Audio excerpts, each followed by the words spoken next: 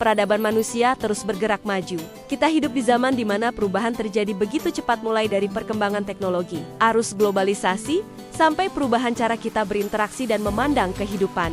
Tapi, di tengah semua perubahan ini, muncul pertanyaan yang sering terdengar. Apakah hukum Islam masih bisa relevan dan menjawab tantangan zaman, atau justru mulai tertinggal?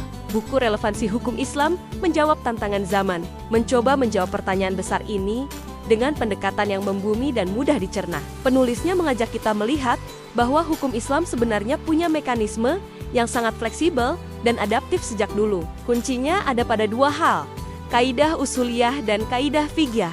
Kalau kaidah usuliyah itu ibarat pondasi rumah kokoh, terstruktur, dan memberi arah kemana kita melangkah. Sementara kaidah fiqhiyah lebih seperti aturan praktis, sehari-hari membantu kita menyesuaikan hukum dengan situasi yang terus berubah. Nah, dua kaidah inilah yang membuat hukum Islam bisa tetap hidup dan relevan, bahkan di era digital seperti sekarang. Buku ini menjelaskan bagaimana prinsip-prinsip tersebut bisa dipakai untuk menghadapi persoalan baru yang dulu mungkin tidak pernah dibayangkan di masa klasik. Misalnya, isu-isu hukum di dunia maya, transaksi keuangan digital, sampai tantangan etika di era teknologi. Semuanya dibahas dengan contoh yang nyata dan bahasa yang enak dibaca.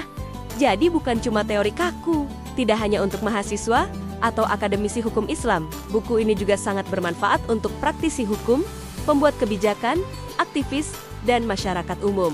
Karena isinya bukan sekadar wacana ilmiah, tapi panduan yang bisa langsung kita pahami dan rasakan manfaatnya dalam kehidupan sehari-hari. Yang menarik, penulis juga menegaskan bahwa kita tidak perlu terjebak dalam pilihan sempit antara mempertahankan tradisi atau mengejar modernitas. Justru keduanya bisa berjalan beriringan. Hukum Islam bisa menjaga ruh dan otentisitasnya, sambil tetap relevan menjawab persoalan-persoalan baru. Buku ini seperti jembatan antara masa lalu dan masa depan.